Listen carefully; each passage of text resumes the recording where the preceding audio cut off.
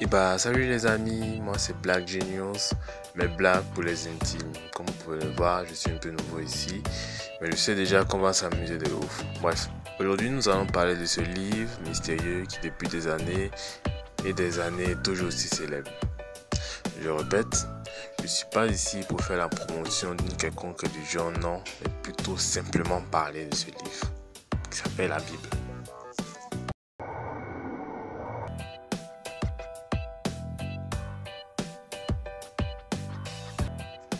Il faut déjà savoir que la Bible à la base vient du mot Biblia, mot grec qui signifie ensemble de livres par excellence.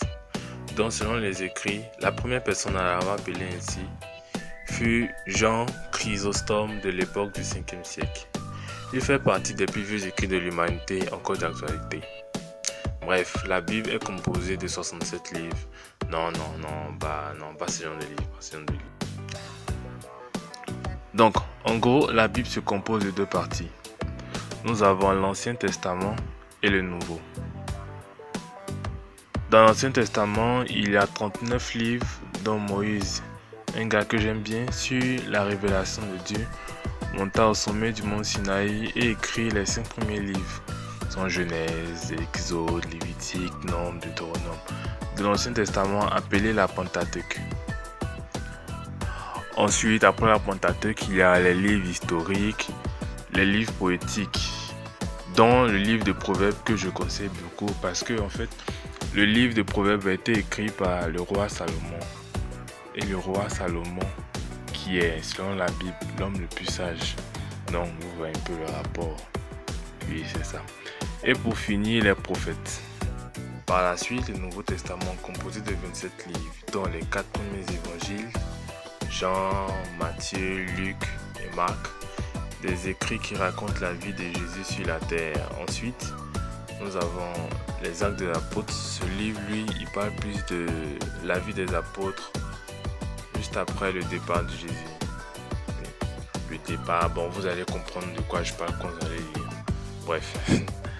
Next, nous avons les épîtres de Paul. Ah oui, en passant, Paul était un mec qui détestait et traquait les juifs. Non, mais il les aimait pas, ces mecs, je sais pas vous. En tout cas, il les aimait pas. Jusqu'au jour où il fut plongé dans cette grande lumière, plus d'infos et actes des apôtres. Bref. Donc en gros, les épîtres de Paul sont des exhortations à des différentes communautés ecclésiales non juives de partout dans le monde, Grèce, tout. Écrits que je conseille vivement. Ouais, c'est vraiment profond. Tep. Et bah pour le reste des livres, en gros, c'est les écrits des différents apôtres. Voilà, ils vont écrire aussi de très beaux épîtres que je conseille beaucoup.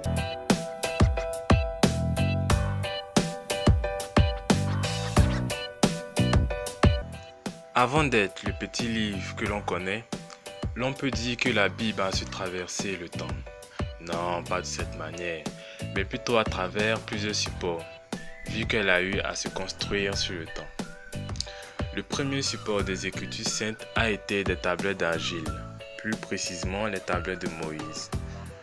Nous avons eu les Écritures sur du papyrus, le papyrus qui est l'ancêtre du papier, qui est fabriqué à la base à l'aide de moelles de roseaux organisées sous forme de rouleaux. Il était très rare et cher dans le passé. Après les papyrus, nous avons eu les Écritures sur des parchemins.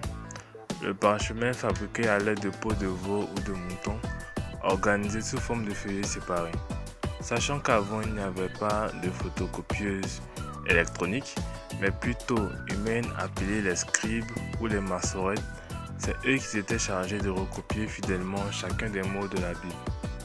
En passant, les massorettes étaient des scribes chargés spécialement de transmettre la Bible de façon textuelle ainsi que de ses nuances de prononciation et de vocalisation.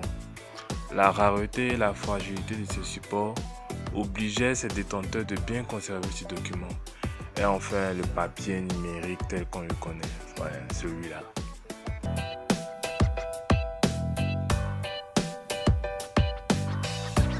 Et oui, la Bible est le livre qui a été le plus imprimé du monde. Ce qui n'est pas un scoop. premier livre avec environ 3 milliards d'exemplaires devant le petit livre rouge de Mao Zedong, j'espère que je prononce bien, qui lui a 2 milliards d'exemplaires.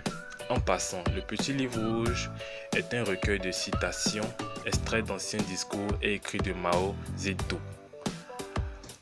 Autre cool, savez-vous que le premier livre sorti de l'imprimerie moderne de Gutenberg fut la Bible?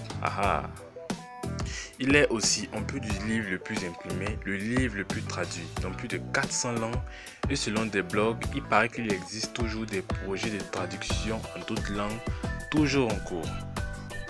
C'est le livre le plus recopié pendant 3000 ans à la main, c'est celui dont l'on possède le plus de manuscrits complets ou partiels. Et bah oui, la Bible est un des livres les plus attaqués dans ce monde, car déjà, à travers les âges, il a subi les plus violentes attaques qui puissent en être.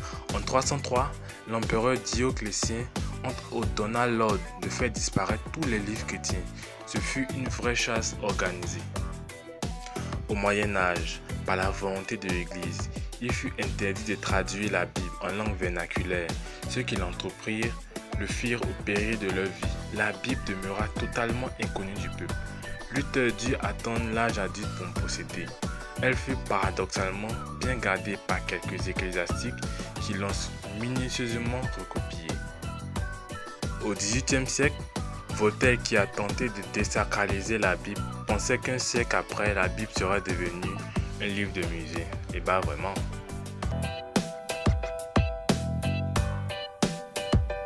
La Bible a une grande influence sur le monde que nous connaissons. Au niveau des noms, bah oui, c'est pas vraiment un scoop. Il y a beaucoup de noms de nos jours qui sont devenus vraiment célèbres grâce à la Bible. Oui, des noms comme David, Jérémie, Jean, Salomon, Abraham, Ruth, Matthieu. Il y a encore plein d'autres noms qui sont vraiment, qui sont beaucoup utilisés grâce à la Bible. On a ces noms, mais franchement, souvent, on ne sait pas d'où ils viennent. C'est ça. Ce n'est pas un secret, à un moment, l'Empire romain était la première puissance mondiale, on peut dire le centre de l'Europe. C'est aussi de ce système que s'est inspiré notre système actuel, mais chose intéressante, à un moment, les principes bibliques et surtout les enseignements de Jésus vont beaucoup influencer les têtes de l'Empire romain, ce qui aura pour conséquence l'interdiction du marquage au fer rouge et de la crucifixion des criminels par les empereurs romains, ainsi que les violents combats des gladiateurs qui avaient été organisés pendant près de 7 siècles. Avec le temps, par des principes enseignés par Paul, comme on peut le voir dans Éphésiens, les femmes qui autrefois étaient reléguées à un rang inférieur dans la société en recevant une faible éducation verront la situation changer. Et bah oui, en fait, le truc c'est que Paul, dans ce truc d'Éphésiens, a beaucoup expliqué des trucs assez édifiantes et intéressantes par rapport à la valeur de la femme. Bon, on pourrait le lire après. Et plein d'autres choses de ce genre en fait. C'est ça. Au niveau de certaines croyances, bah oui, il y a beaucoup de contes, il y a beaucoup de légendes, oui, il y a des choses, il y a des fêtes et tout, mais pour la plupart du temps, on ne connaît pas vraiment l'origine. Bah c'est ça. Par exemple, Satan, ange, Lucifer, circoncision, Gaël, Pâques, Pentecôte, Christ, Noël, etc. Bon, pas vraiment Noël, mais bon, on peut dire Noël aussi. Noël, c'est rattaché, bon, ce genre de ces mots ont pour origine la Bible en fait. Pour rédiger un ouvrage collectif, les auteurs doivent premièrement se concerter pour décider la contribution de chacun. Or, la Bible a été rédigée par plus de 40 auteurs qui ne se connaissent pas et ce livre a été écrit sur plus de 1500 ans.